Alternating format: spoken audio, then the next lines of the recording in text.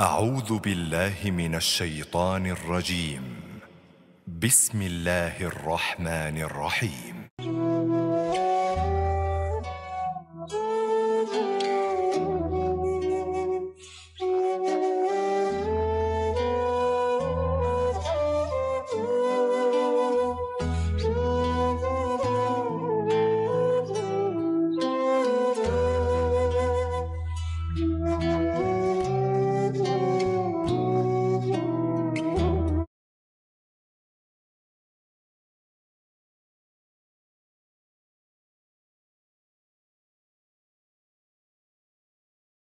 Jadi sesuatu yang selama ini ada dalam harapan kita, mungkin juga dalam mimpi kita, namun belum mampu juga kita wujudkan dalam kehidupan, yaitu persatuan dan kesatuan umat Islam.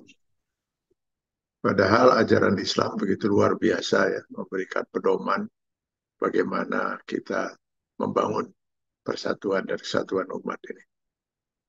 Itulah salah satu penyebab kenapa kebiadaban Israel juga belum bisa kita hentikan. Itu. Andai kata saja umat Islam itu di seluruh dunia bersatu, pasti peristiwa ini tidak akan mungkin bisa terjadi. Gitu. Nah, kalau kita mencoba mencari apa penyebabnya, di Quran Surah Al-Imran ayat 103, Allah sudah menyatakan, wa'tasimu bihablillahi jami'ah, bahwa umat ini hanya bisa disatukan minimal dengan dua asas utamanya, yaitu adanya titik tujuan yang sama, yaitu sama-sama mengharap ridha Allah. Dan untuk mencapai tujuan itu, sama-sama berpegang pada pedoman ilahi, Al-Quran dan Sunnah. Karena kalau titik tujuan sudah berbeda, maka mustahil kita bisa bersatu. Begitu juga kalau titik tujuan sudah sama, tapi dasar untuk mencapai tujuan juga berbeda, maka itu pun tidak mungkin kita bisa bersatu. Nah, sementara ini kalau kita lihat, titik tujuannya mungkin yang belum. Yang satu mungkin masih ada yang menjadikan titik tujuannya itu adalah menggapai ridha Allah. Sementara yang lain itu yang dikhawatirkan oleh Rasulullah SAW, yaitu hubbud dunia wa karahiyatul maut. Cinta kepada dunia dan takut dengan kematian. Cinta kepada dunia itu ya tidak hanya sebatas mencintai harta, mencintai jabatan, dan lain sebagainya. Termasuk asobiah, ta'asub, fanatisme gitu. Ingin merasa benar sendiri. Ya. Lalu menyalahkan pihak lain yang berbeda pandangannya dengan diri dia. Itu disebut asobiah. Dan ini bisa terjadi ketika seseorang itu tidak memahami apa yang menjadi kebanggaannya itu.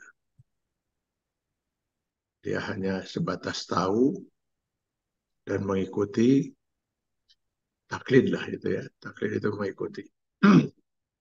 Secara buta, artinya secara taklid buta itu, artinya dia tidak mengerti kenapa dia harus berpendapat seperti itu. Tapi justru dia merasa itulah pendapat yang paling benar. Sementara orang lain yang berbeda dengan pendapatnya itu semua salah. Ini tentu saja akan menjadi salah satu penyebab terjadinya perpecahan. Dan ini sedang kita rasakan dalam beberapa tahun terakhir ini di tanah air kita. Artinya begini, ketidakpastian hukum di bidang kesehatan itu akan berbeda dengan hukum. Jadi sebenarnya kalau saja kita memahami ajaran Islam dan kita uh, menjadikan Allah sebagai tujuan, mustahil kita tidak bersatu. Ya. Rasulullah SAW menjamin hal ini lewat sabda beliau, taraktu fikum amraini in tamassaktum bihima lan tadillu min ba'di abada. Kitabullah wa sunnata rasulih. Ya gitu langsung aja langsung aja. Saya akan wariskan pada kalian dua pedoman. Jika kalian berpegang teguh pada kedua pedoman itu, kalian tidak akan pernah sesat selama-lamanya. Jadi pasti akan berada dalam sirat yang sama, jalan-jalan yang sama.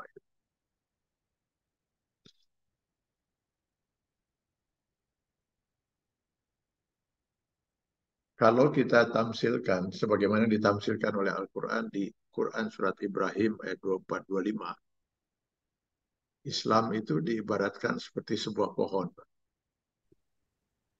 Alam taro kaifa daraballahu masalan kalimatan thayyibatan kasajaratin thayyibatin asluha sabit wa farwaha fis sama tu'ti ukulaha kullahin biizni rabbiha.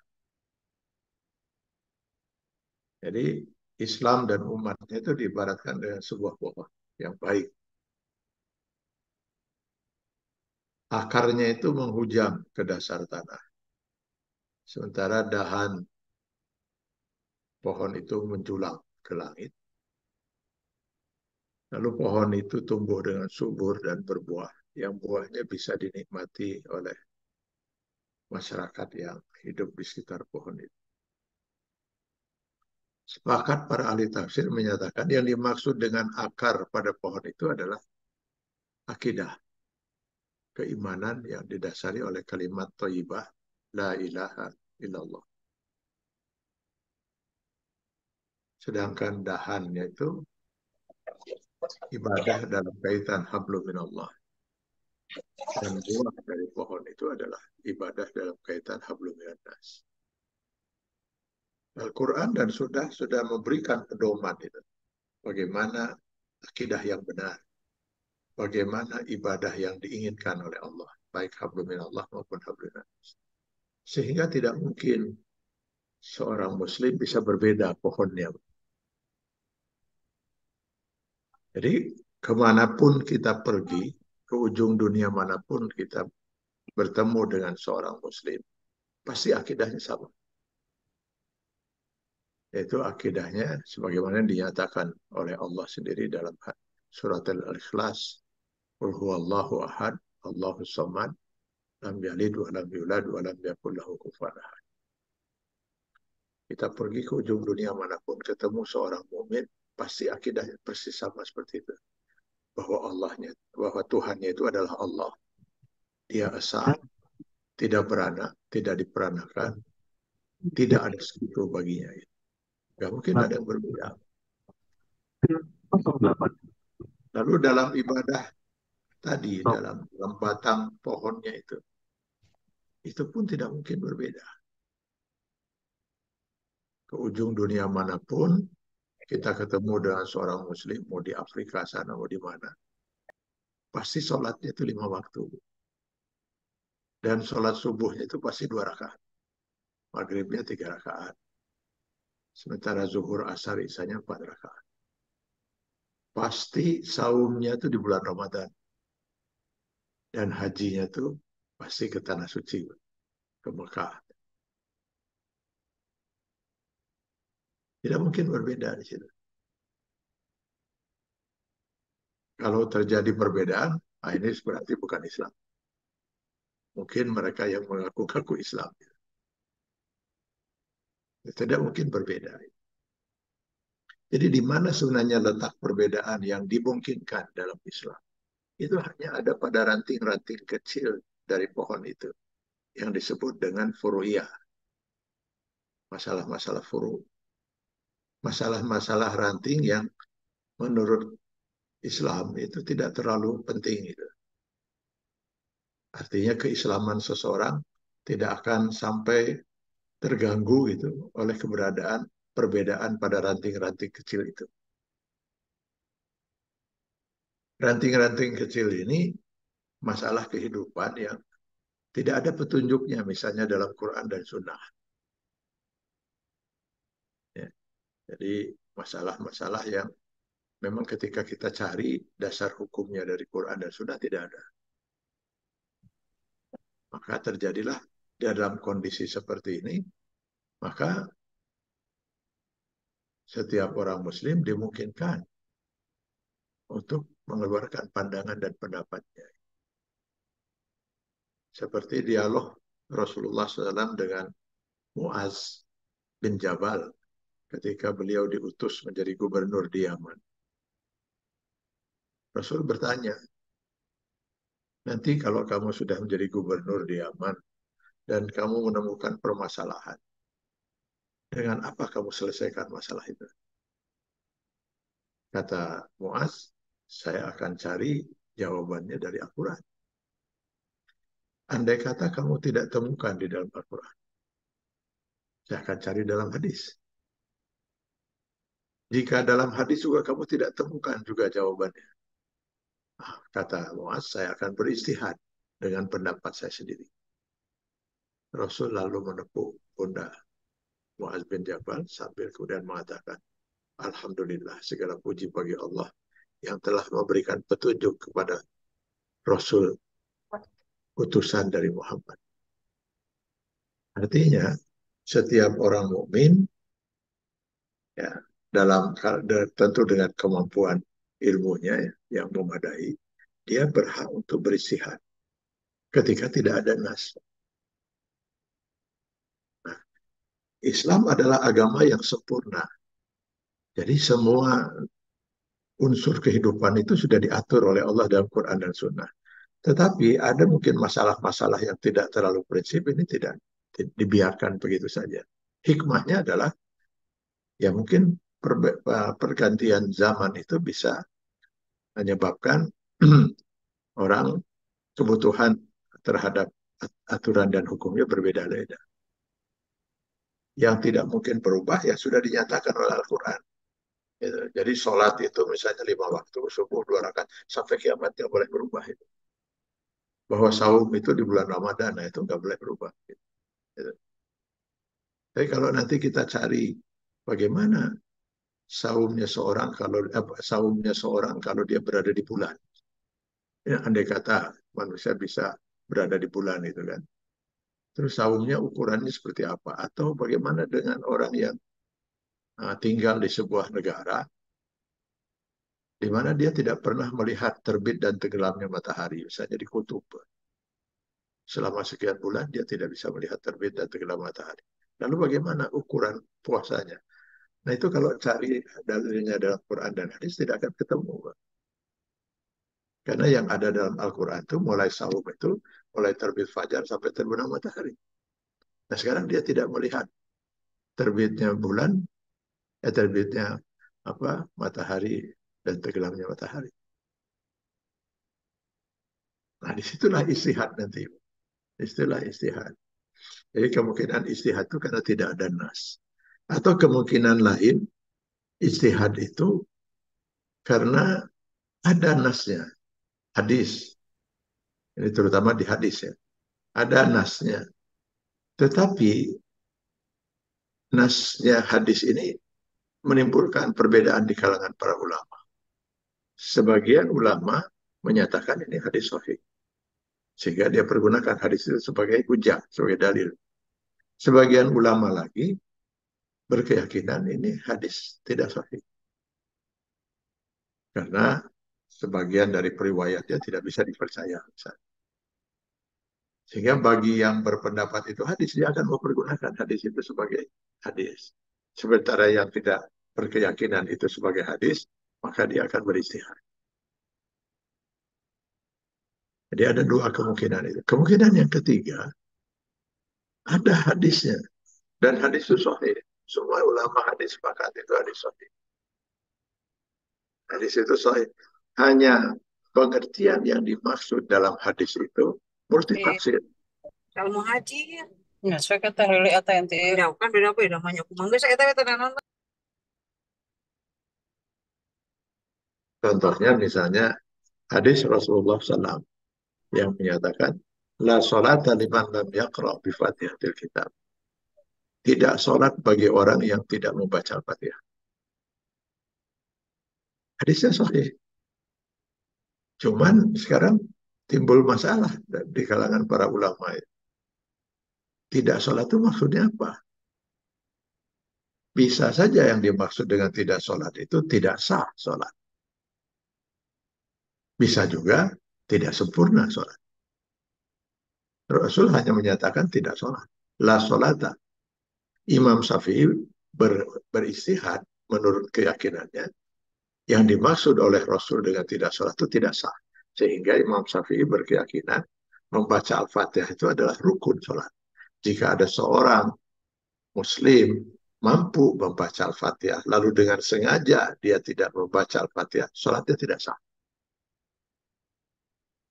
Sementara Imam Hanafi beristihad. Menurut dia, yang dimaksud oleh Rasul dengan tidak sholat itu bukan tidak sah, tapi tidak sempurna. Jadi kalau ada seorang mukmin, Muslim, dia sholat, dan mampu membaca Al-Fatihah, tapi dengan sengaja dia tidak membacanya. Sholatnya sah, tapi dia tidak sempurna. Dia membaca surat lain misalnya, atau ayat lain dalam Al-Quran. Tentu Imam Syafi'i Hanafi juga punya dasar. Di antaranya yang menjadi dasar dia adalah ikra'u ma tayassara minal Quran. Bacalah apa yang memudahkan kamu membacanya dalam Al-Quran. Dari Al-Quran. Ini timbullah perbedaan di sini. Atau misalnya Rasul dalam sebuah hadis menyatakan, berilah isyarat dengan telunjukmu pada waktu tahiyat.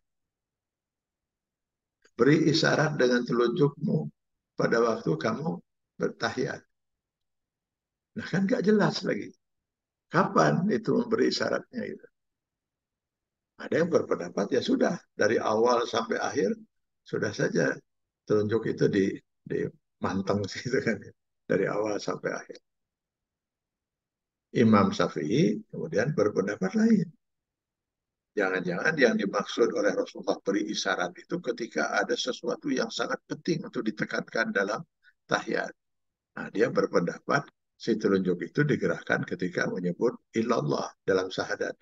Asyhadu an la ilaha illallah. Nah, itu manteng terus sampai selesai. Mulai dari illallah itu. Itu menurut pendapat Imam Syafi'i.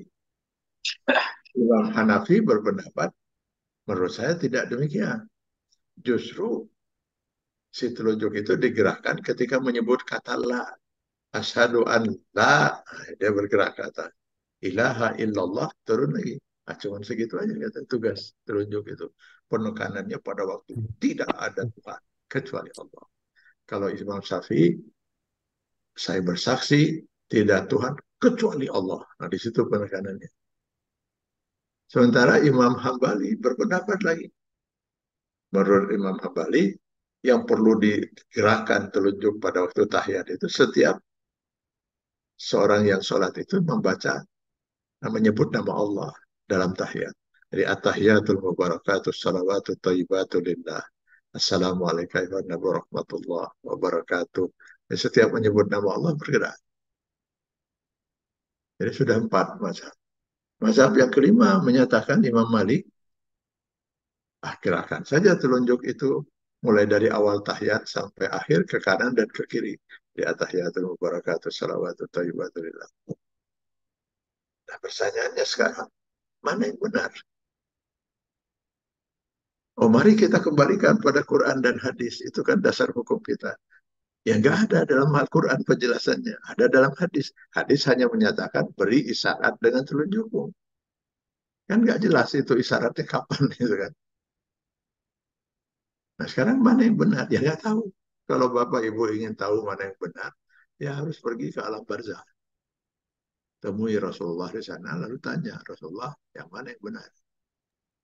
Nanti kalau sudah dapat berita dari Rasulullah, tolong kasih tahu kami di sini. Tapi biasanya kalau sudah ke alam barzah, nggak akan balik lagi kan itu. Jadi kalau gitu gimana kita? Ya silakan kita ikut saja salah satu pendapat yang kita yakini. Rasulullah SAW sudah mewanti-wanti menyatakan pada kita dengan mengatakan jika kamu nanti sudah tidak menemukan dalil atau ada sesuatu yang meragukan, lalu kamu beristihad. Jika istihadmu itu benar, maka kamu dapat 2 pahala. Jika istihadmu itu salah, 1 pahala. Dalam urusan istihad, nggak ada yang celaka. Jadi kalaupun salah kita beristihad atau salah kita berittiba mengikuti istihad seseorang, itu salah dina salah lagi menang pahala gitu. Jadi, jadi masalah seperti ini nggak perlu kita Itu jadikan yang dasar untuk kita saling berdebat sampai terjadi perpecahan sehingga tidak mau lagi sholat di masjid itu karena beda curugnya gitu. Karena ini yang saya katakan tadi bahwa dari awal bahwa yang dibiarkan oleh Islam itu tidak dirinci sedemikian rupa itu adalah sesuatu yang ranting-ranting kecil. Semua ulama, empat mazhab terutama, itu berkeyakinan bahwa yang namanya menggerakkan curug itu hukumnya sunnah. Jadi kalau ada seorang misalnya sholat, saya perhatikan misalnya, selama sholat itu dia tidak menggerakkan telunjuknya waktu tahiyat. Sama sekali tidak gerakan gitu saja. Lalu saya tanya selesai sholat, ada apa dengan telunjukmu? Kamu sakit telunjukmu? Dia jawab tidak. Sehat atau curug? Sehat bisa. Lalu kenapa saya perhatikan waktu tadi sholat kamu tidak gerak-gerakan telunjukmu itu? Lalu dia jawab, ker hoream. Ker cara rapi gitu, saya ker hoream itu. Tidak ada masalah, sholatnya sah. Cuman dia kehilangan pahala sunnah. Padahal waktu gerakan itulah gitu. Dan mal kesangan itu. Tidak salah lagi menang pahala gitu. Jadi dalam urusan istihad tidak boleh ada satu pihak mengklaim kalau istihadnya benar. Karena nggak bisa dibuktikan siapa yang benar. Gitu. Siapa yang benar? Imam Syafi'i kah, Imam Hanafi kah, Imam Hambali kah, Imam Maliki kah? Yang benar itu. Ketika mereka misalnya berbeda. Siapa yang benar? Wallahu a'lam, nggak tahu. Biarkan saja nanti kita di akhirat kita akan lihat itu. Andai kata nanti di akhirat menurut Allah Imam Syafi'i yang benar, illallah misalnya, maka Imam Syafi'i dengan seluruh pengikutnya dapat 2 pahala. Imam Maliki, Hambali, Maliki dan sebagainya, marenang pahala yang aman kan itu. Insya Allah semua akan ketemu di surga itu. Andai kata Imam Hambali yang benar Allah, Allah, maka Imam Hambali dan seluruh pengikutnya dapat 2 pahala. Yang lain semuanya hanya dapat 1 pahala. Aman kok. Tapi kalau gara-gara telunjuk lalu kita putus silaturahim sampai tidak mau sholat lagi di masjid yang beda telunjuknya dengan kita, jangan-jangan bukan di surga ketemunya. Memutuskan silaturahim itu dosa besar. Ini yang kita sayangkan itu. Yang kita sayangkan bahwa kita kadang-kadang membesar-besarkan sesuatu yang bukan prinsip. Lalu terjadilah perpecahan di kalangan kita umat Islam. Kita sudah terlalu lama gitu ya. Jadi sebelum saya sampai ke sana, kalau kita perhatikan misalnya, Imam Syafi'i, beliau beristihad, tentu dengan keyakinan beliau bahwa istihadnya itu benar. Tapi apa yang beliau katakan pada murid-muridnya? Wahai murid-muridku, tolong jangan ditelan mentah-mentah pendapat saya. Coba bandingkan pendapat saya dengan imam yang lain. Siapa tahu pendapat imam yang lain yang benar, saya salah. Saya yakin benar, tapi saya mungkin salah. Yang lain menurut saya salah, tapi kemungkinan dia yang benar. Begitu prinsip seorang kalau dia memahami Islam. Ini sayangnya kebanyakan di kita itu tidak memahami Islam dengan secara utuh gitu. Yang ada dia taklid. Taklid itu mengikut ya taklid buta. Artinya buta itu nggak melihat. Dia nggak tahu apa dasarnya, apa perbedaannya dan sebagainya. Tapi gurunya, ustadznya menyatakan ini yang benar. Maka karena dia tidak tahu dasar apa-apa, lalu semua orang yang berbeda dengan dia dianggap salah. Nah ini yang saya saya istilahkan dengan taklid dan ta'assub. Jadi dia merasa asobiah, merasa golongannya atau mazhabnya lah yang paling benar. Dan ini yang sedang terjadi dalam beberapa tahun terakhir di Indonesia ini. Kita merasakan sekali perpecahan. Sangat kita rasakan perpecahan umat Islam. Karena hadirnya orang-orang yang saya sebut taklid buta itu. Imam Syafi'i seorang ulama yang luar biasa gitu ya. Kalau saya mungkin banding-bandingkan ilmu saya dengan beliau itu mungkin hanya 5%-nya gitu. Itu sampai mengatakan itu bahwa saya yakin dengan istihad saya, tapi belum tentu saya benar. Saya yakin yang lain salah, gitu, berbeda dengan saya. Tapi sangat mungkin mereka yang benar. Yang sekarang terjadi di negeri kita ini, ada satu kelompok orang, satu kelompok mazhab lah gitu. Yang ustadznya itu sampai mengatakan kepada jemaahnya, jangan pernah kamu belajar dari ustadz yang lain. Nanti kalian akan tersesat lagi. Karena yang benar itu hanya kami. Ah, ini berbahaya betul. Berbahaya betul dan bisa menjadi sumber dari perpecahan umat. Kita uh, jadi yang harusnya setiap orang mukmin itu, setiap orang muslim itu jangan taklid, harusnya itu. Apalagi taklid buta gitu. Pokoknya lalu dia asobia, fanatik terhadap mazhabnya atau kelompoknya. Harusnya setiap orang itu itiba dalam mengikuti istihad para ulama itu. Sebab kalau sebenarnya boleh saja kita beristihad kalau ilmu kita memadai gitu kan. Tapi kalau saya yakin di Indonesia tidak ada ulama yang ya, ya patut beristihad seperti ulama-ulama para mujtahid itu yang tokoh empat mazhab itu ya, karena ilmu kita memang sangat sedikit kalau dibandingkan dengan mereka itu. Imam Syafi'i itu umur 7 tahun dia sudah hafal Al-Quran. Umur 9 tahun beliau sudah menghafal kurang lebih 5.000 hadis yang disusun oleh Imam Malik dalam kitab Al-Muwatta. 9 tahun hafal hadis. Beliau tahu asbabun nuzul, asbabul urun, beliau tahu nasih dan mansukh, beliau kuasai bahasa Arab dan lain sebagainya. Sehingga pantaslah untuk kalau beliau itu beristihad. Kalau kita berapa ilmu kita? Nah, mereka yang punya ilmu seperti itu dalam istihad tetap berkeyakinan sangat mungkin juga pandangannya salah. Sementara ini yang taklid buta itu nggak tahu mungkin apal hadis dengan tilu 4 hadis gitu ya. Lalu dia ngotot kalau dia lah pandangannya lah yang paling benar dan semua yang berbeda dengan dia pasti salah. Nah, ini ya yang menjadi kita sudah lama di Indonesia ini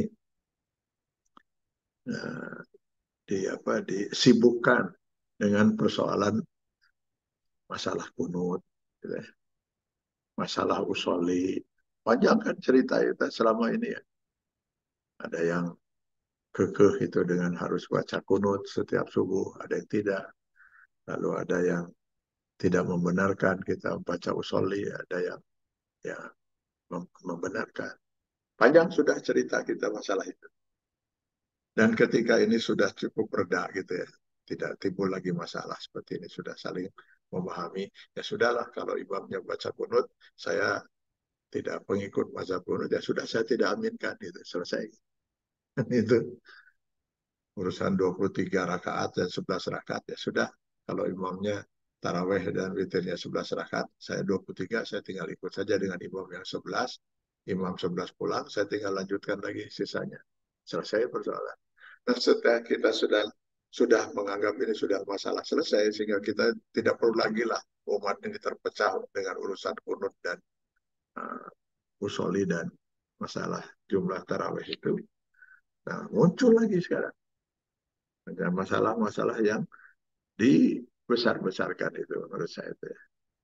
Nah, sekarang misalnya soal hukum sholat wanita di masjid. Lalu hukum wanita memakai cadar, nikab atau burqa. Hukum pria memanjangkan jenggot, memakai celana cingkrang, gitu. Hukum mendengarkan musik dan lagu. Wah, ini terus dibesar-besarkan. Dibesar-besarkan. Sampai kemarin saya sempat ikuti itu, perdebatan antara yang menghalalkan mendengar lagu dan yang mengharapkan, sampai yang mengharapkan itu sampai pada tingkat mengkafirkan ustadz yang berpendapat itu halal, sampai kafir mengkafirkan. Bayangkan itu masalah seperti ini sudah terasa betul perpecahan ini, dan itu sangat kita sayangkan sekali. Jadi begini sebenarnya, kalau saja kita memahami Islam, sebenarnya hal itu nggak mungkin, nggak perlu sampai terjadi perpecahan seperti itu. Sayangnya ini perpecahan itu terjadi karena ketidakfahaman terhadap Islam itu sendiri. Kalau kita lihat, ya, agama Islam itu kan diturunkan oleh Allah secara bertahap. Ya. Jadi Allah menurunkan ajaran Islam itu secara bertahap. Ya. Mulai dari zaman Nabi Adam sampai dengan zaman Nabi Muhammad SAW. Jadi turun agama Islam itu secara bertahap dan terjadi perubahan-perubahan. Ya. Jadi sempurnanya itu ajaran Islam itu pada zaman Nabi Muhammad SAW. Saya ambil contoh misalnya, Bani Israel melaksanakan sholat. Ya. Tetapi sholat mereka tanpa ruku. Jadi dari berdiri langsung sujud. Nah, ketika risalah Allah turunkan Islam kepada Nabi Muhammad, nah itu sholatnya sudah harus dengan ruku. Makanya perintah pada Bani Israel, aqimus sholat, wa atuz zakat, warka'u ma'arroqi'in. Dirikan sholat, tunaikan zakat, dan rukuklah bersama orang-orang yang ruku. Kenapa kok ada ruku lagi? Kan aqimus sholat itu sudah ada ruku di situ. Enggak, Bani Israel pada waktu itu tidak ada ruku. Maka kata Allah, nah sekarang kamu harus sholat dengan juga sholatnya itu dengan ada rukunya. Jadi bertahap. Nah selama 23 tahun masa risalah Rasulullah SAW juga, itu bertahap. Bertahap. Jadi tadrij itu ya, kalau dalam istilah agama itu secara bertahap. Saya ambil contoh ini. Kalau kita membaca Quran surat Al-Baqarah ayat 219. Yas'alunaka 'anil khamri wal maisir. Mereka bertanya kepadamu Muhammad tentang hukum minum khamar dan berjudi. Jadi umat waktu itu bertanya kepada Rasul karena belum ada ketetapan dari Allah tentang apa hukum minum khamar dan berjudi. Maka mereka bertanya. Lalu Allah jawab, Kul, katakan Muhammad, sampaikan pada mereka. Pada keduanya, itu ada manfaat. Tapi juga ada mudaratnya.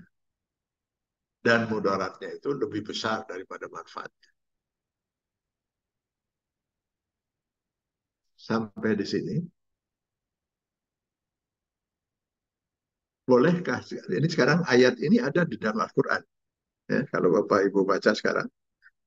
Ada di Quran surat Al-Baqarah 219. Pertanyaannya. Bolehkah saya pergunakan ayat ini untuk menjadi dalil sekarang? Jika ada orang bertanya pada saya, apa hukum minum khamar dan judi? Lalu saya jawab dengan ayat ini. Bahwa pada keduanya ada manfaatnya, ada mudaratnya, sementara mudaratnya lebih besar dari manfaatnya. Bolehkah? Tidak boleh, Pak. Karena ayat ini belum mengharamkan. Belum menyatakan bahwa khamar dan judi itu haram. Cuman Allah memberikan peringatan bahwa pada keduanya itu memang benar seperti yang kamu rasakan ada manfaatnya. Tapi sebenarnya mudaratnya jauh lebih besar. Untuk memberikan peringatan, mulailah kamu berusaha berhenti dari minum khamar dan berjudi. Itu tahapannya. Tahapan berikutnya setelah itu, setelah sekian tahapan, turun lagi Quran surat An-Nisa 43. Di mana Allah menyatakan, La taqrabus sholat wa antum sukara. Jangan sekali-kali kalian mendekati sholat dalam keadaan mabuk. Bolehkah saya pergunakan ini menjadi dalil? Untuk kalau ada orang bertanya, apa hukum minum khamar. Saya pergunakan ini. Nggak boleh, Pak. Karena di dalam ayat ini belum juga diharamkan mabuk itu. Allah hanya menyatakan, jangan pernah sekali-kali kamu mendekati sholat dalam keadaan mabuk. Jadi artinya, ya silakan aja kalau mau mabuk. Tapi pada waktu melaksanakan sholat, jangan kamu laksanakan dalam keadaan mabuk. Makin dipersempit seseorang untuk mabuk. Jadi kita harus paham, pada awal peralihan dari jahiliyah ke Islam, itu kan kita tahu kehidupan jahiliyah pada waktu itu orang minum khamar itu seperti ya sebagian orang-orang Eropa gitu ya sekarang itu ya. Pagi, siang, di bus, di mana, di tram, mereka minum aja gitu. Nah, kayak seperti itu. Maka untuk merubah ini, Allah memberikan aturan secara bertahap. Itu tidak langsung diharapkan. Diingatkan dulu pertama, bahwa manfaatnya ada. Seperti yang mereka yakini lah pada waktu itu. Ada manfaatnya. Badan jadi hangat lah, sebagainya, dan seterusnya lah. Tapi mudaratnya lebih besar. Hati-hati gitu. Jadi Allah sudah memberikan. Yang kedua, tahap kedua, dipersempit mereka itu untuk tidak minum khamar lagi. Ya silakan kalian kalau mau mabuk, tapi jangan pernah kalian sholat dalam keadaan mabuk. Kalau mereka mau mabuk kapan itu? Mau mabuk pagi takut nanti zuhur hilang. Mabuk setelah zuhur nanti asar hilang. Mabuk setelah asar nanti maghrib hilang. Mabuk maghrib nanti isya yang hilang. Sehingga peluang untuk mabuk hanya tinggal mungkin pada isya. Itu kan. Nah setelah tahap kedua ini barulah muncul tahap ketiga Al-Maidah 90. Allah langsung menyatakan innamal khamru wal maisir wal ansab wal azlam rijsun min amali syaitan fajtanibu. Sebenarnya minum khamar dan berjudi itu perbuatan keji dari perbuatan setan, karenanya jauhi. Sudah haram sudah. Jadi kalau sekarang saya ditanya, ya, ditanya orang, apa hukum khamar dan judi? Saya hanya boleh mempergunakan dalil Al-Maidah 90. Kenapa? Al-Baqarah 219 dan An-Nisa 43 itu sudah mansuh hukman, la tilawatan. Secara hukum dia sudah dihapus. Nggak boleh lagi kita pergunakan itu sebagai dalil. Karena sudah hadir hukum yang sudah ditetapkan oleh Allah. Maka dia otomatis terhapus secara hukum.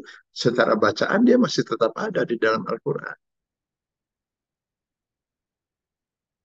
Ini saya sengaja menyampaikan ini supaya kita memahami bahwa Islam itu hadir dengan tahapan-tahapan ini. Saya ambil satu contoh lagi. Di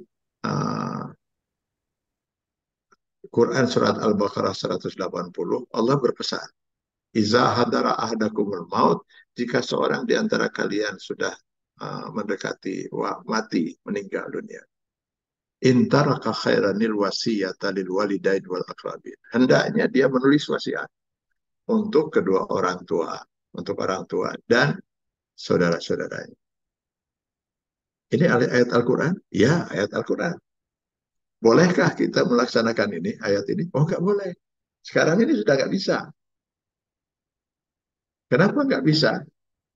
Karena ada hadis Rasulullah SAW yang mengatakan, la wasiyata li waris. Tidak ada lagi, tidak boleh berwasiat kepada ahli waris. Dan orang tua serta saudara itu sekarang sudah menjadi ahli waris.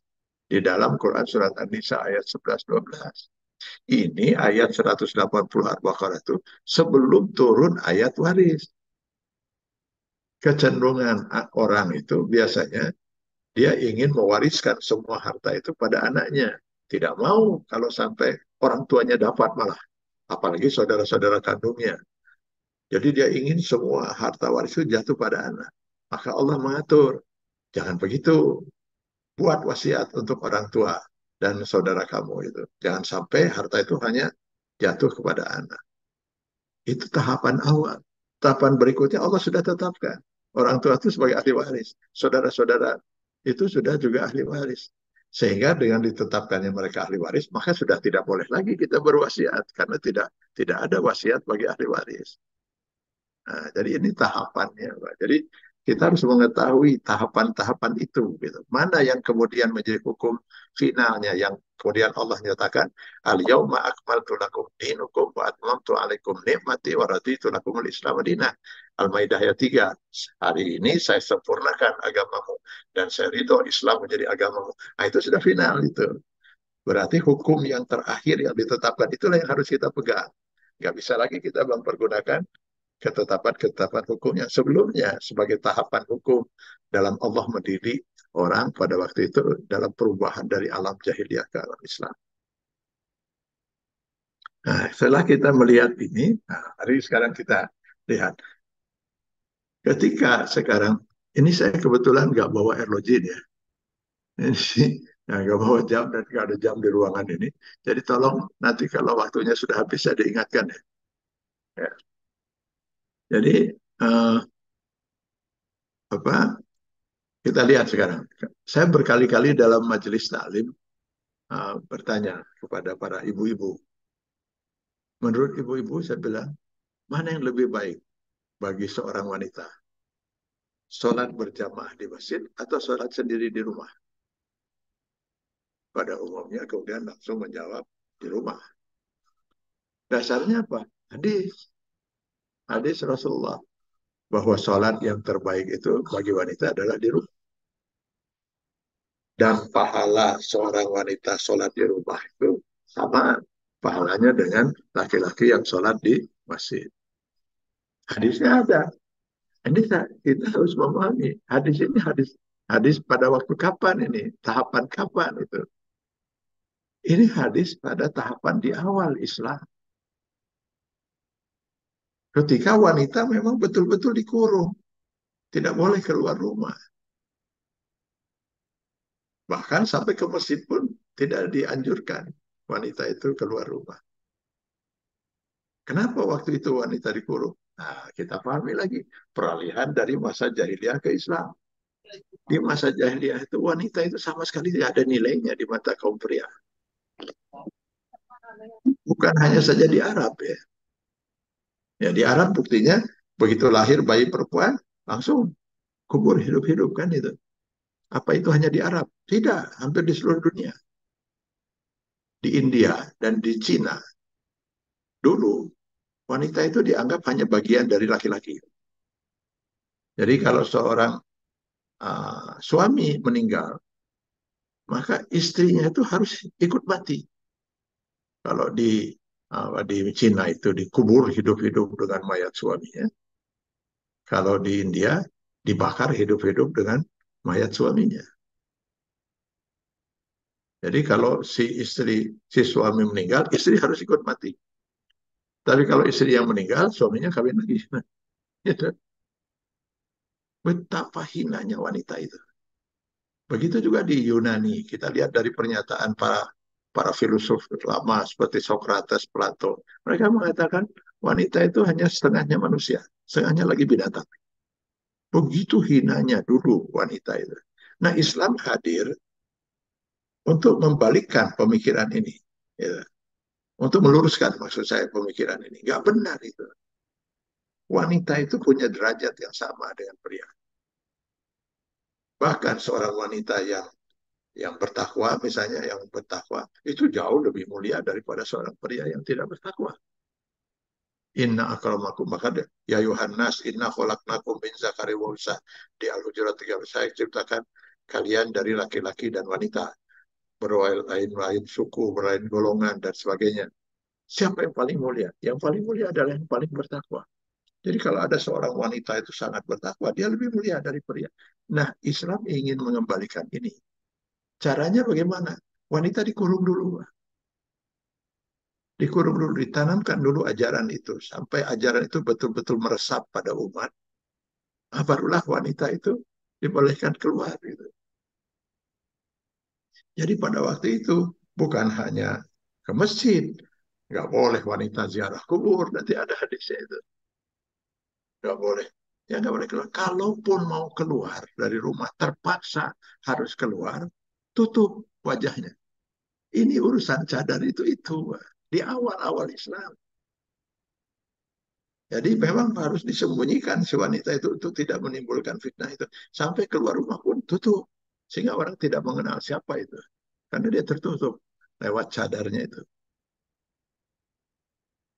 Nah, setelah kemudian Islam itu sudah apa Allah sudah mengajarkan, meyakinkan lewat risalahnya itu bagaimana kedudukan seorang wanita dalam dalam Islam dan umat sudah menyadari itu.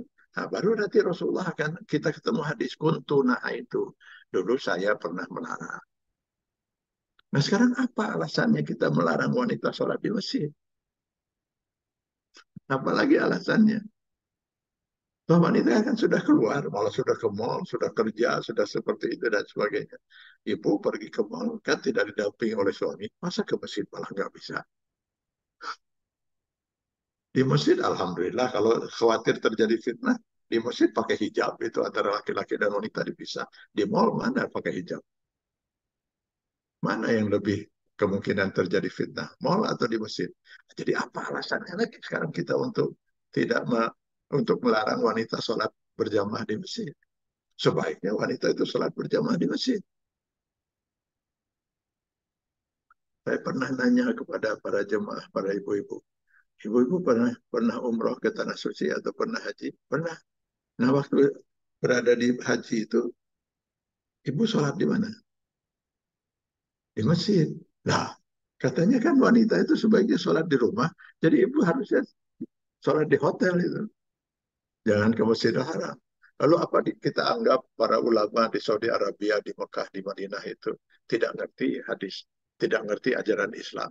Kenapa mereka malah menyediakan tempat di Masjidil Haram, di Masjid Nabawi itu khusus untuk wanita itu.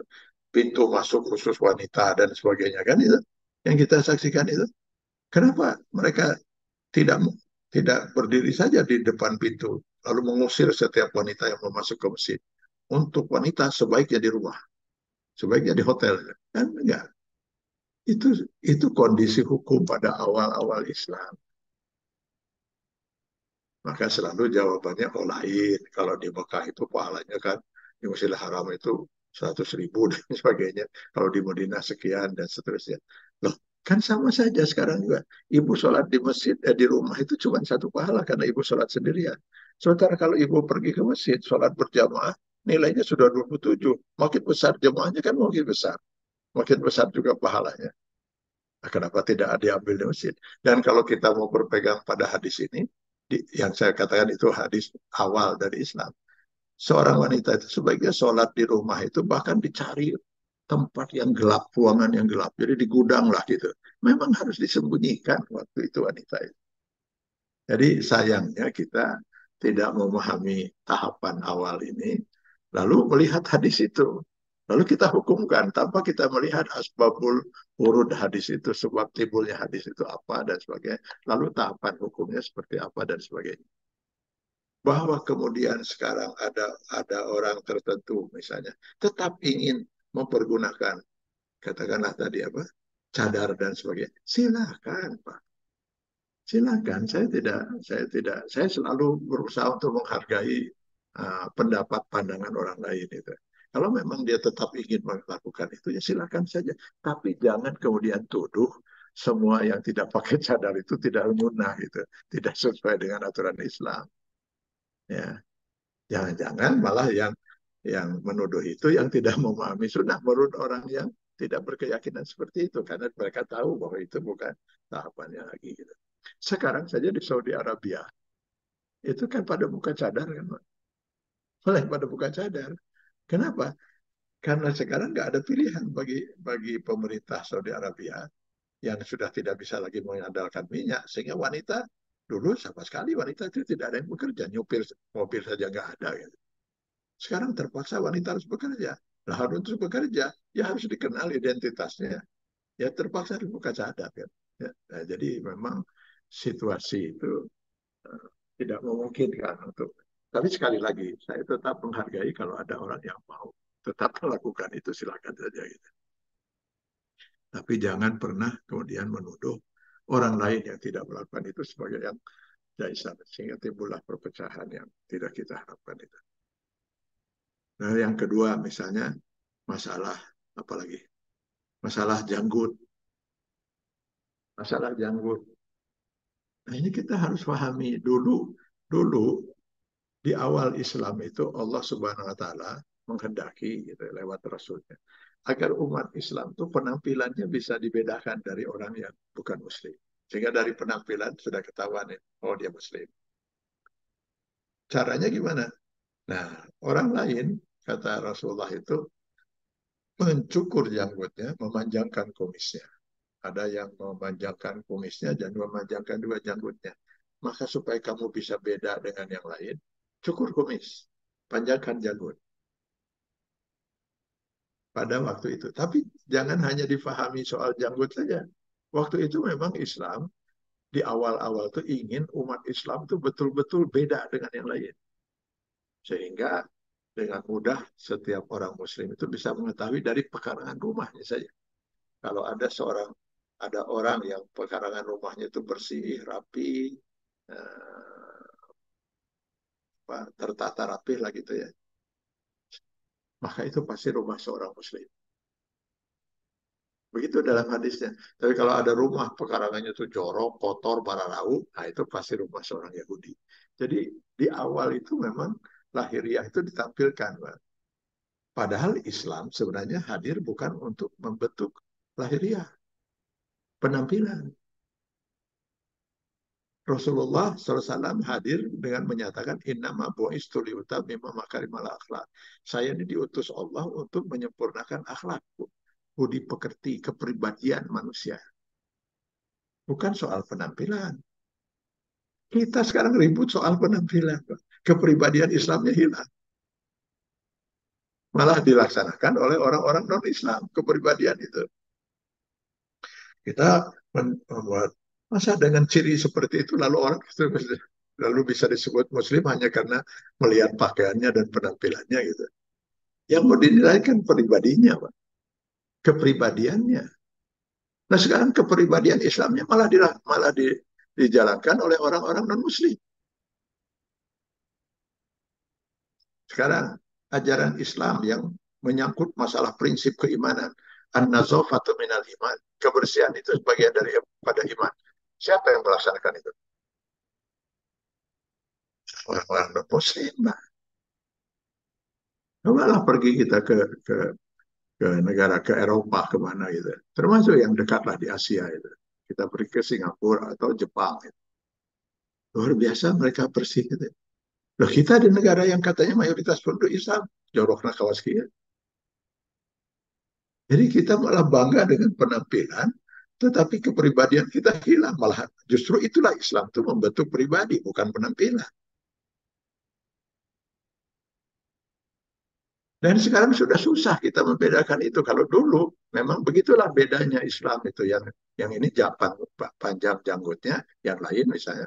Nah sekarang orang Yahudi panjang sekali janggutnya, Pak. Orang hipis itu panjang janggutnya. Jadi susah kita membedakan itu sekarang itu. Jadi sudah tidak lagi dalam konteks itu sekarang itu. Itu dulu pada zaman dulu Rasulullah SAW. Sekali lagi kalau masih ada orang lagi kemudian ingin memanjangkan janggutnya, silakan saja Pak. Silakan aja. Tapi jangan kemudian menuduh orang yang tidak memanjangkan janggutnya itu sebagai orang yang tidak nyunah, kita tidak mengikuti sunnah, bid'ah, macam-macam lah tuduhan-tuduhan sehingga akhirnya saling tuduh-menuduh sampai akhirnya terjadi perpecahan di kalangan umat. Hanya gara-gara itu, gitu. Gara-gara sesuatu yang bukan prinsip. Saya ketika pertama kali ke Jepang, gitu, sekali lagi saya, ya, Ya udah, kakek dengerin ini dulu Ustaz. ya. Sekali lagi saya mohon ini ya, saya mohon diingatkan, saya kebetulan nggak ada betul-betul nggak ada jam, saya tidak tahu waktu saya sudah kapan ya. Tolong ya Pak Adri diingatkan. Jam 9 Pak Ustadz. Ya, Kalau sampai jam 9 kurang lebih sekitar 2 menit lagi, Ustaz. sudah 2 menit lagi ya. Jadi Boleh ada lebih sedikit, Ustaz. jadi saya pernah waktu pertama kali ke Jepang itu diundang ceramah oleh kedutaan kita di sana. Pertama kali datang saya di airport itu, pihak kedutaan yang menjemput mengatakan, ya biarlah koper kami urus katanya. Bapak jalan aja di depan katanya. Saya jalan. Jadi pas saya mau nyebrang itu, rupanya ada bis mau lewat. Saya mundur lagi. Kan masih di lingkungan airport sehingga tidak ada lampu lampu merah gitu ya, lampu stopan gitu. Jadi saya mundur. Begitu saya mundur, bis berhenti, Pak. Bis berhenti. Ah, lalu yang menjemput saya orang-orang dari kedutaan itu teriak-teriak, Pak Kiai, jalan, nyebrang, nyebrang. Ya karena saya disuruh nyebrang, saya nyebrang. Barulah bis itu jalan. Jadi si orang dari kedutaan itu mengatakan, kalau tadi Pak Kiai tidak nyebrang, bis tidak akan pernah jalan. Allahu Akbar. Baru saya turun pertama kali menginjakan kaki di Jepang, masih di airport, Pak. Saya sudah temukan hadis Rasulullah SAW itu, ajaran Islam itu. Di mana Rasul mengatakan, hendaknya orang yang berkendaraan menghormati orang yang sedang berjalan kaki. Yang berjalan kaki hendaknya menghormati yang duduk. Ini ajaran Islam. Loh, siapa yang melaksanakan ini? Coba di kita, Pak. Apa itu dilaksanakan?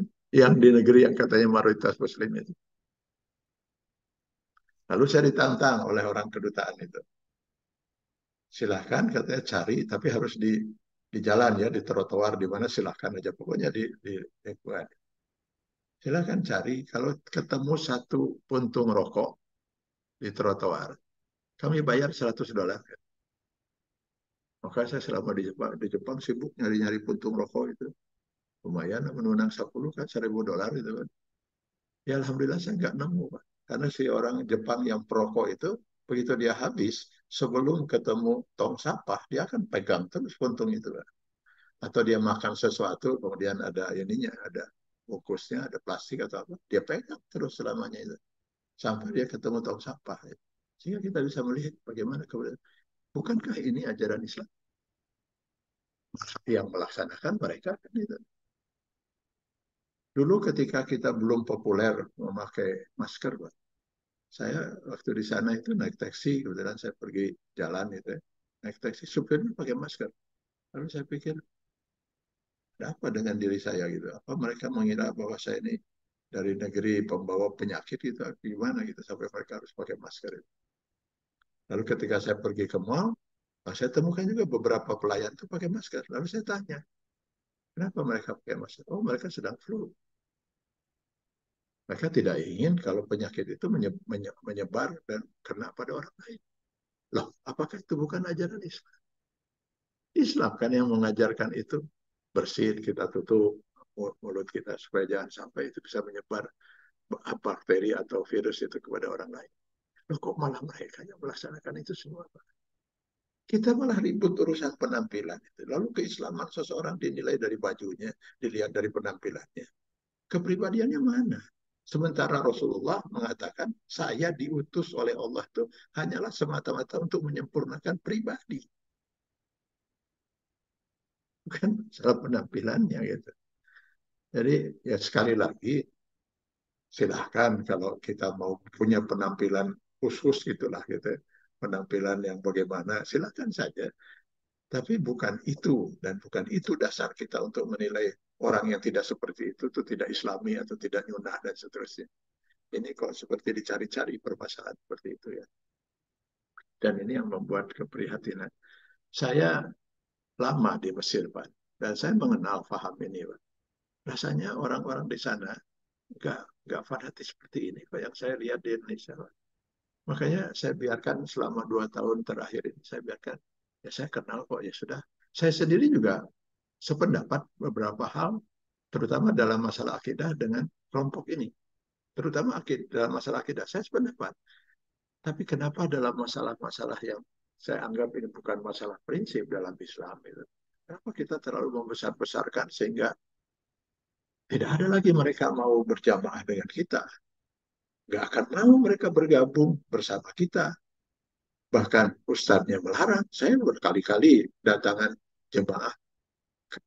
Bolehkah kami belajar dengan ustadz? Nah, kenapa saya bilang harus ada pertanyaan seperti itu? Kami dilarang oleh Ustadz itu untuk belajar dari yang lain, nanti kami sesat kalau belajar dari yang lain. Oh, kalau sampai seperti ini, nauzubillah ya. Nauzubillah. Kita berharap mudah-mudahan ya ini tidak berlangsung lama sehingga apa yang kita harapkan persatuan umat itu bisa terjaga.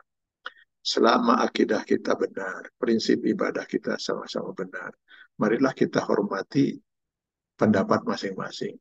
Silakan kita berpendapat itu, tapi dengan berpendapat itu seperti halnya Imam Syafi'i. Jangan sampai kita menyalahkan orang lain yang punya pendapat lain. Selama itu masih dalam ruang istihad, kita dimungkinkan berbeda. Dan di dalam ruang istihad, tidak ada seorang pun yang berhak mengklaim istihad yang benar. Tidak ada. Tidak ada yang berhak mengklaim itu. Karena Rasul sendiri sudah menyatakan, barang siapa yang beristihad dan istihadnya benar, dua pahalanya. Barang siapa yang salah istihadnya, satu. Artinya, tidak ada yang bisa memastikan istihadnya itu benar. Rasul menjamin, salah pun kalian mendapat satu pahala. Nah, marilah kita saling menghargai istihad masing-masing tanpa kita menuduh orang lain yang berbeda istihadnya dengan kita. Dan semua ini sumbernya menurut saya adalah karena wawasan keislaman kita itu sangat sempit. Itu karena kita terikat oleh taklid itu. Bahkan taklidnya pun taklid buta. Saya ambil contoh ini sebelum saya akhiri ya. Saya ambil contoh. Di pesantren di kita misalnya diajarkan fikih Islam. Fikih apa? Mazhab Syafi'i. Hanya mazhab Syafi'i. Itu pun mazhab Syafi'i yang menurut gurunya mungkin. Penafsiran gurunya, pemahaman gurunya. Sehingga si santri-santri ini, dia hanya tahunya bahwa pendapat itu yang pendapat yang dikatakan oleh Imam Syafi'i itu taklid dia. Sehingga ketika dia keluar dari pesantren, ketemulah dengan orang yang berbeda dengan pendapat gurunya di pesantren itu. Maka dia akan katakan itu salah. Dia akan katakan salah. Dia nggak pernah tahu pendapat yang lain. Pak. Dia tahunya yang dikatakan gurunya itulah yang benar. Yang dikatakan gurunya di pesantren itulah yang benar. Tidak dibuka wawasan itu. Kalau kami dulu saya gitu ya, waktu di Mesir itu diajarkan fikih muqarrid, fikih muqarratul mazahib. Walaupun orang-orang di Al-Azhar itu sudah tahu bahwa umat Islam yang datang dari Asia, Indonesia, Malaysia, Filipina, itu rata-rata bermazhab Syafi'i. Tapi tidak bisa, mereka harus belajar 4 mazhab. Dan ketika kita diberi soal ujian, diberi kita satu soal masalah dalam hukum itu. Silakan kamu jawab dengan 4 mazhab. Kita harus menjawab dengan 4 mazhab dengan dalil masing-masing.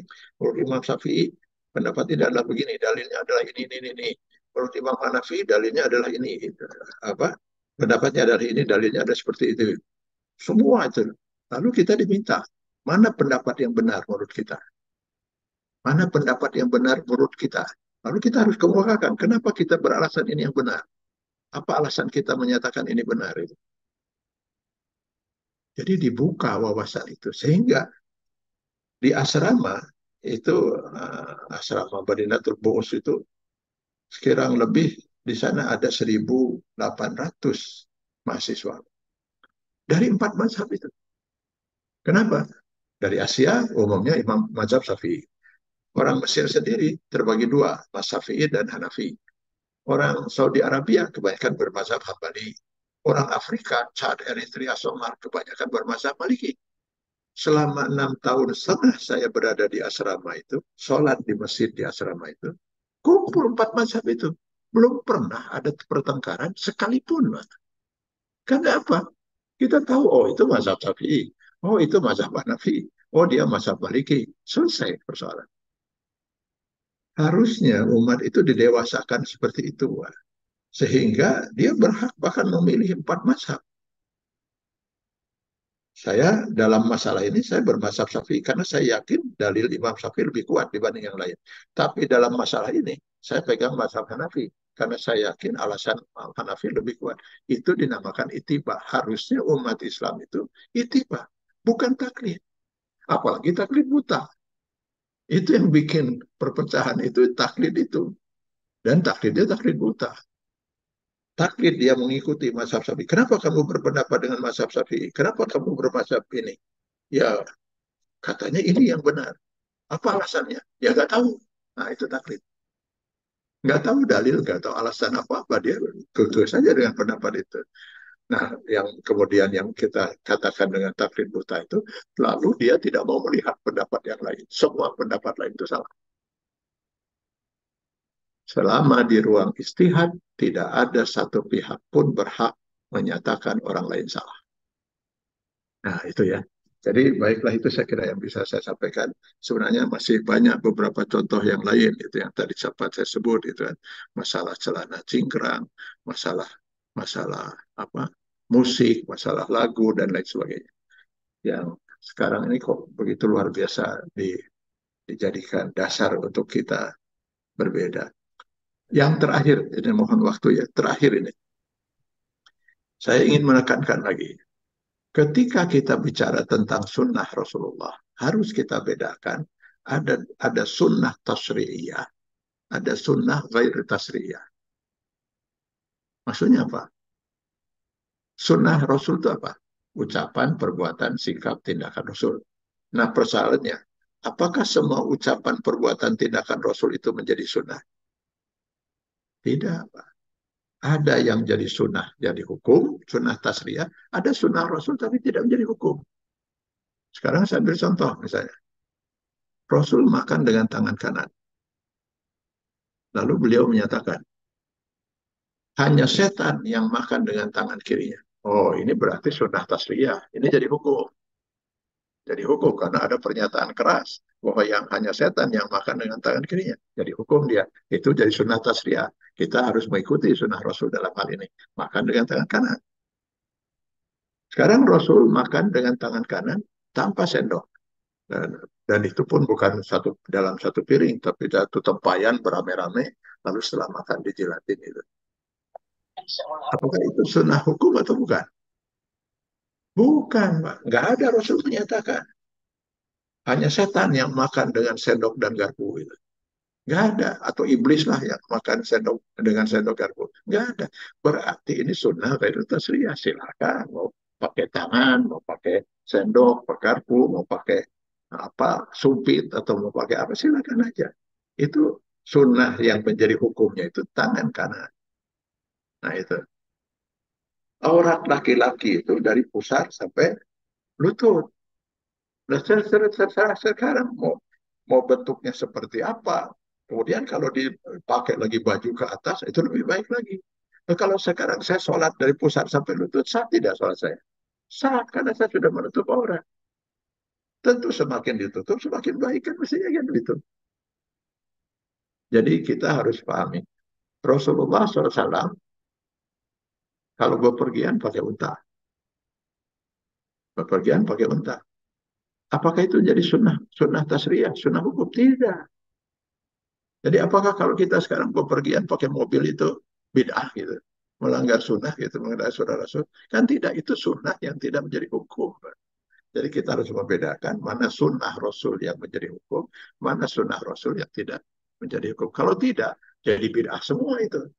Apa di zaman Rasulullah kita azan pakai sound system? Kan tidak, Rasulullah. Nah sekarang kalau kita pakai sound system itu sudah bid'ah gitu. Kan tidak begitu acaranya itu. Bid'ah itu kalau kita merubah azannya itu. Kalau alat untuk kita maksud azan itu untuk memberitahu, semakin kita bisa dengan ilmu teknologi semakin bisa memberitahu lebih jauh, ya kan lebih baik gitu. Jangan kemudian kita menghukumkan seolah-olah itu adalah bid'ah. Jadi sedikit-sedikit kita hukumkan bid'ah asal beda dengan sunnah Rasul. Tanpa kita lagi memisahkan mana sunnah yang menjadi hukum, mana sunnah yang tidak menjadi hukum. Ini mohon maaf saya mungkin kepanjangan itu ya. Walaupun saya sendiri merasa belum selesai ini pembahasan ini. Tapi mudah-mudahan ini sudah cukup untuk bisa mengantarkan kita. Marilah kita saling menghargai pendapat masing-masing. Jangan sampai perbedaan di wilayah istihad membuat kita menjadi terpecah. Mudah-mudahan umat ini bisa bersatu sehingga kita bisa melakukan sesuatu yang terbaik bagi negeri ini dalam kehidupan di negeri ini. Billahi taufiq wal hidayah. Assalamualaikum warahmatullahi wabarakatuh. Waalaikumsalam warahmatullahi Waalaikumsalam warahmatullahi wabarakatuh. wabarakatuh. Masya Allah, syukran. Hatur nuhun pisan, Ustaz. Materinya sangat menarik sekali. Seharusnya sih jika memang ini kita menyimak dari awal sampai akhir, tentunya akan banyak sekali pertanyaan yang seharusnya diajukan. Karena banyak sekali nih yang harus ditanyakan dari apa yang telah saya sampaikan, yang tentunya menjadi rasa penasaran kita, terutama dalam mensikapi perbedaan dalam urusan syariah tentunya. Namun waktu yang mungkin tidak memungkinkan, ini paling barangkali kita kasih kesempatan 1 sampai 2 pertanyaan. Nanti jika ada yang tidak terbacakan atau mungkin jika mungkin kita bahas pada pertemuan berikutnya dan langsung sesi diskusi barangkali. Izin Ustadz ini membacakan satu pertanyaan dari Dr. Kiki Lukman. Assalamualaikum Ustadz. Mohon izin bertanya mengenai pilihan cara ibadah ritual menurut mazhab. Apakah jika sudah memilih satu mazhab, maka harus seluruhnya diikuti? Bolehkah jika kita mempelajari hujahnya, maka kita bisa memilih ijtihad tertentu yang menurut kita benar? Sehingga misalnya di dalam sholat, kita mengamalkan rukun sholat dengan campuran mazhab. Bagaimana sebaiknya? Misalnya mengangkat telunjuk menurut Imam Hanafi, tetapi baca Al-Fatihah ketika menjadi imam mengikuti mazhab Syafi'i. Mohon penjelasan. Ya, itu yang terbaik. Yang yang terbaik itu kita mengikuti mazhab itu dengan dalam posisi bukan taklid, tapi ittiba. Mengikuti mazhab karena kita yakin apa yang dinyatakan oleh mazhab Syafi'i misalnya, itu yang kita yakini benar dalilnya dibanding mazhab yang lain. Tapi dalam urusan ini, saya yakin dalam urusan telunjuk, ini emang Hanafi saya yang yakin benar. Karena itu alasannya seperti ini, saya lebih kuat berpegang pada Imam Hanafi. Jadi bolehkah kita bermazhab 4? Boleh. Namanya taufik. Itu malah lebih baik kita bermazhab 4 atau 3 atau 2. Karena kita mengikuti pendapat itu karena kita yakin dalilnya yang benar. Daripada kita bermazhab 1 karena fanatik. Fanatik saja, kita pokoknya Syafi'i lah kita. Terserah pokoknya apapun kata Imam Syafi'i benar dan saya ikuti. Nah, itu taklid itu. Itu yang sebenarnya nggak boleh pada umat itu bertaklid seperti itu. Dia harus sampai pada tingkat tiba mengikuti satu pendapat kan itu. Namanya tafsik, Pak. Saya pribadi tidak bermazhab pada satu, Pak. Terkadang saya bermazhab Syafi'i, terkadang bermazhab Hanafi, terkadang bermazhab Hambali. Setelah saya bandingkan hadir dalil-dalilnya, saya pelajari, saya lebih cenderung ke sini. Tidak ada masalah. Bahkan kalau Bapak misalnya punya keyakinan, ilmu saya kira-kira sama lah dengan Imam Syafi'i, silakan beristihad sendiri. Nggak ada Baru perintah keingetan untuk ya kan, mengikuti handuknya mazhab satu. tertentu. Lupa baru lihat, oh iya handuk. Nah, yang nggak boleh misalnya seperti ini. Kita punya keyakinan bermazhab Syafi'i bahwa asal bersentuhan laki dan wanita itu batal. Nah, begitu sampai di Mekah, begitu dia tawaf, bersentuhan, batal kan? Nah, katanya susah saya ini untuk menghindari sentuhan. Padahal untuk berwudu lagi susah. Tayamum saja mungkin juga repot untuk tayamum, apalagi untuk berwudu keluar dari tawaf itu. Kapan keluar masjid terus masuk lagi? Nanti baru masuk sudah bersentuhan lagi, batal lagi, keluar lagi. Kapan selesainya itu tawaf? Nah, sudahlah. Saya selama di Mekah ikut mazhab Hanafi saja sementara. Walaupun saya yakini adalah mazhab Syafi'i. Nah, nggak bisa. Nggak bisa itu. Jadi kita harus berpegang dengan prinsip yang kita yakini. Nah itu. Jadi silahkan kita bermazhab lebih dari satu. Kalau atas dasar karena kita punya keyakinan bahwa kenapa kita bermazhab Syafi'i dalam hal ini karena kita yakin dalil Imam Syafi'i yang benar dalam hal ini. Kita bermazhab Hanafi dalam hal yang lain karena kita yakini Imam Hanafi yang benar. Nah itu yang justru harusnya dimiliki oleh setiap orang. Dia mengikuti mazhab karena dia yakin dalil mazhab yang dia ikuti yang benar. Saya kira itu. Baik, terima kasih Ustadz. Begitu Dokter Kiki sudah jelas ya, sudah jawab oleh Ustadz Adrian. Izin Ustadz, karena tidak ada pertanyaan yang dituliskan, izin saya boleh bertanya Ustadz. Tadi saya sangat senang sekali bahagia ketika Ustadz memberikan penjelasan bahwa ranah ijtihad itu jika benar maka akan bernilai pahala 2 dan jika salah itu akan bernilai 1. Itu untuk pengikutnya dari para mazhab itu. Saya senang alhamdulillah Ustaz. Jadi insya Allah tetap berpahala tidak dosa. Cuman pertanyaannya Ustaz, mohon izin penjelasan terkait dengan korelasi yang sering saya dengar. Ada hadis yang menyatakan bahwa yang kulu bid'atin dolalah dolalah mau dolalah finar begitu Ustaz. Dan itu yang sering didengung-dengungkan oleh saudara-saudara kita yang katakanlah mungkin merasa apa yang kita lakukan itu tidak sesuai dengan tuntunan Nabi, sehingga kalau misalkan tidak sesuai tuntunan Nabi masuk neraka lah, katakan begitu ya. Ya, nah seperti katakan misalkan kalau ada yang sekarang ramai lah saja di perumahan saya juga begitu, ada ya tahlilan dan juga ada katakanlah 4 bulanan kalau misalkan lahiran ada membaca barjaji gitu. Dan apakah itu Ustaz, mohon penjelasan gitu Ustaz terkait dengan hadis tadi juga Ustaz. Ya, kullu bid'atin dolalah wa kullu dolalatin finnar. Setiap sesuatu yang bid'ah itu sesat. Dan setiap yang sesat itu berada di neraka. Nah ini harus kita pahami. Sesuatu yang baru itu, bid'ah itu sesuatu yang baru. Yang baru yang bagaimana yang dimaksud yang sesat itu? Seperti saya contohkan tadi. Sekarang orang dulu di zaman Rasulullah, orang azan, Bilal naik ke atas. Lalu kemudian dia azan menghadap ke kanan. Allahu Akbar, Allahu Akbar. Lalu menghadap lagi ke kiri. Allahu Akbar, Allahu Akbar. Lalu ke sana lagi, ke belakang lagi. Lalu sekarang saya pernah melihat di masjid, ada orang di depannya mic.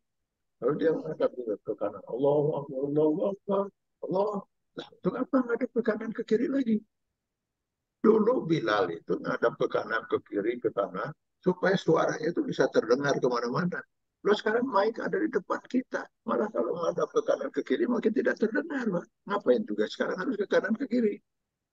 Jadi kita terlalu kaku melihat itu, melihat apa tujuan orang melakukan itu, kan itu ya.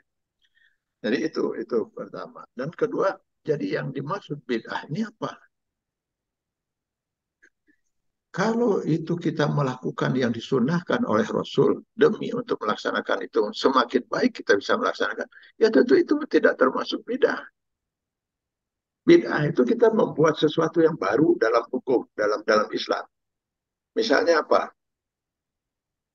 Orang lain sholat dari dulu sholat subuh itu 2 rakaat. Nah, dia merasa subuh itu yang terbaik bukan 2 rakaat, bisa 3, bisa 4, bisa 5. Sehingga kadang-kadang dia sholat subuh 5 rakaat. Nah itu bid'ah, itu dolalah itu. Dolalah itu bid'ah, dolalah. Nah kalau sekarang kita contohkan dengan misalnya dengan orang tahlilan. Sekarang ada orang meninggal. Lalu orang bertakziah. Bertakziah kepada orang yang meninggal itu disunahkan tidak oleh Rasulullah? Sunahkan. Kan disunahkan, bahkan sunnah yang sangat baik itu ya. Kita datang bertakziah, menghibur orang yang sedang berduka gitu ya, dengan kita bertakziah.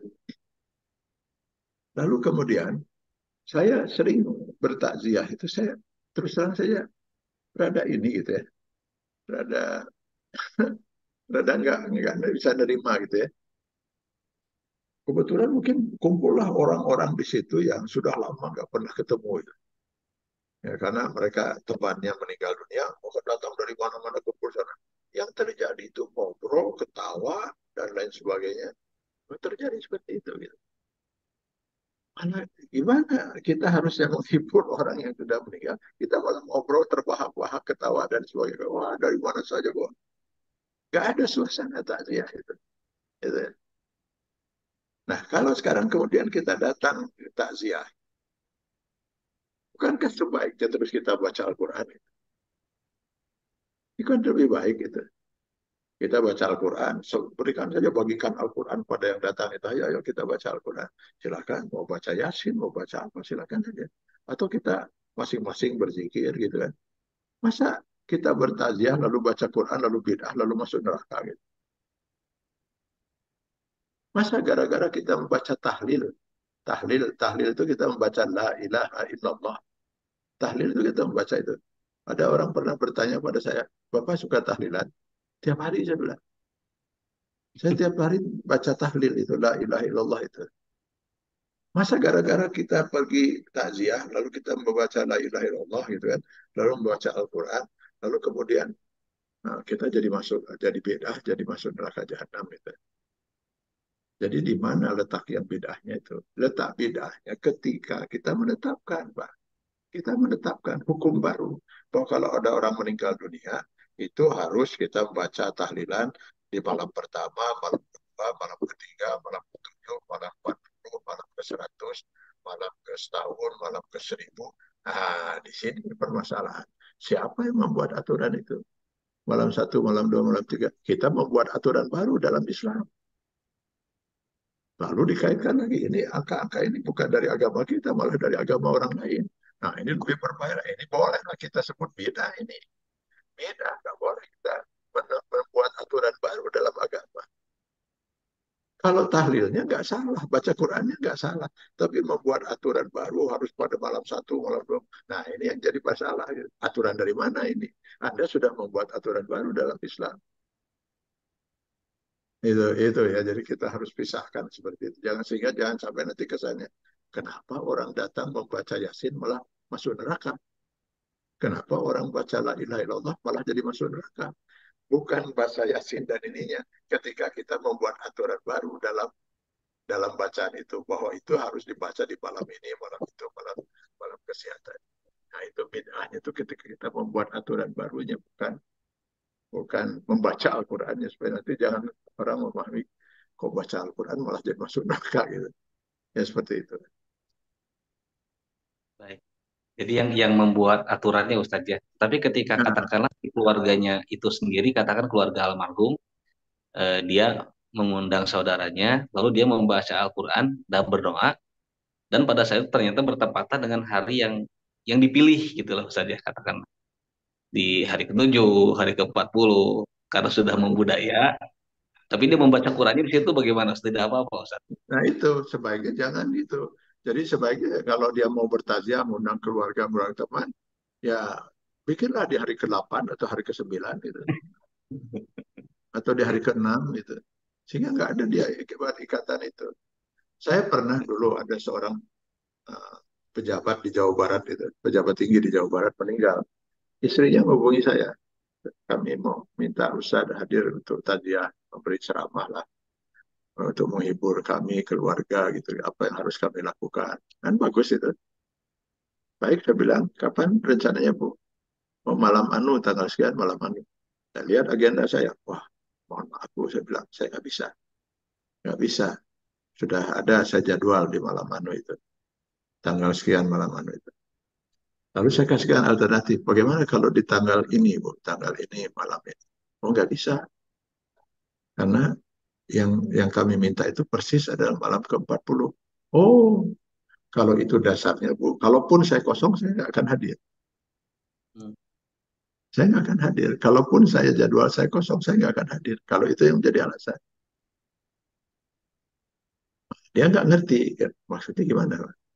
Nah, kita nggak boleh terikat oleh angka-angka itu. Dari mana munculnya aturan itu? Kita dari mana aturan itu? Tidak pernah ada aturan takziah malam 1, malam 2, malam 3, malam 7, malam 40. Nggak ada itu aturan itu.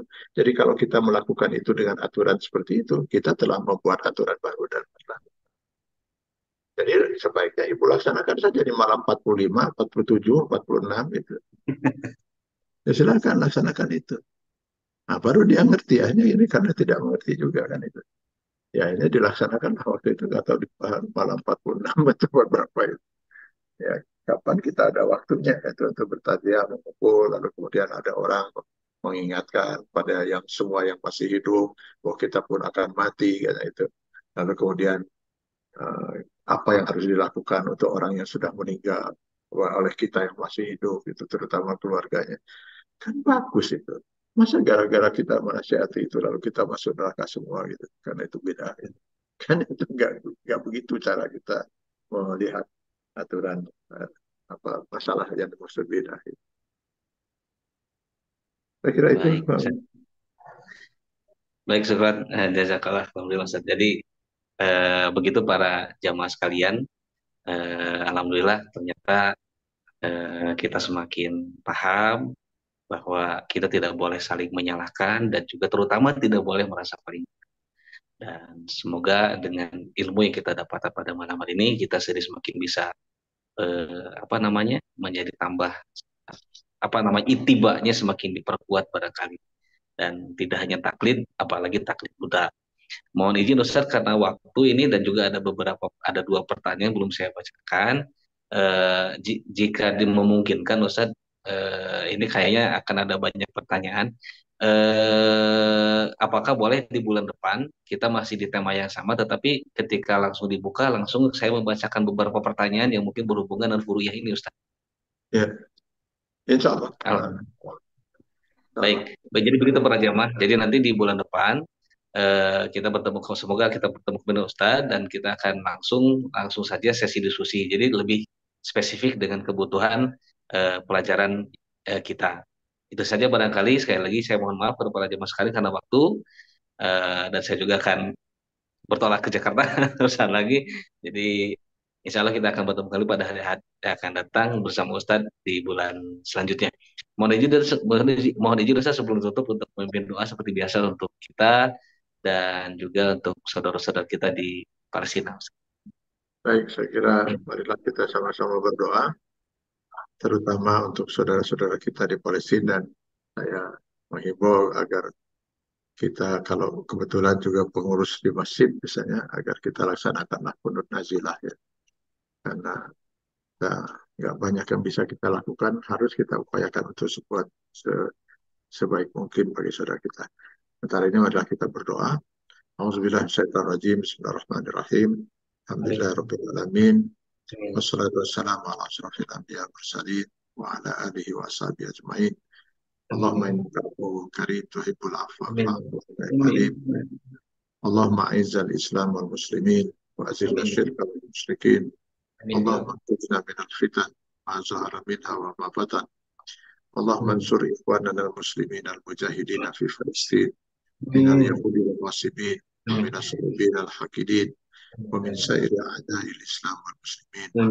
Allahumma dammir al-yahuda wa Israel wa saddid samlahum wa farrik jamahum. Allahumma inna alaika bihim fa innahum la yu'jizunaka ya zal jalali wal ikram. Allahumma wahidis sufuf al-muslimin wa sabbit aqdamahum wa anzilis sakinata fi qulubihim. Allahumma jma' qulubal muslimina fi kulli makan ya sami' du'a ya zal jalal wal ikram. Rabbana atina fid dunya hasanah wa fil akhirati hasanah wa qina azaban nar wa adkhilna al jannata ma'al abrar ya aziz ya ghaffar ya rabbal alamin. Subhana rabbika rabbil izzati amma yasifun wa salamun alal mursalin walhamdulillahi rabbil alamin. Alhamdulillahirrahmanirrahim. Syukuran jazakallah Ustaz atas materinya, ilmunya pada malam hari ini dan juga doa. Insya Allah Allah mendengar dan segera mengijabah doa kita terkhusus untuk saudara-saudara kita di Palestina. Baik para jemaah sekalian, terima kasih atas bergabung bersama kita semua dalam kajian Masjid Asy-Syifa. Semoga menjadi ilmu untuk kita semua dan juga menjadi amal soleh dan juga menjadi wasilah meningkatkan keimanan takwaan kita kepada Allah Subhanahu wa taala. Mohon maaf atas segala kekurangannya. Sekali lagi mengucapkan terima kasih kepada Ustadz. Syukran jazakumullah khairan katsiran. Insya Allah kita akan bertemu kembali pada hari-hari yang akan datang. Kita tutup kegiatan pada malam hari ini dengan membaca doa kifaratul majelis bersama. Subhanakallahumma wa bihamdika asyhadu an la ilaha illa anta astaghfiruka wa atubu ilaik. Walhamdulillahirabbil alamin. Billahi taufiq wal hidayah. Wassalamualaikum warahmatullahi wabarakatuh.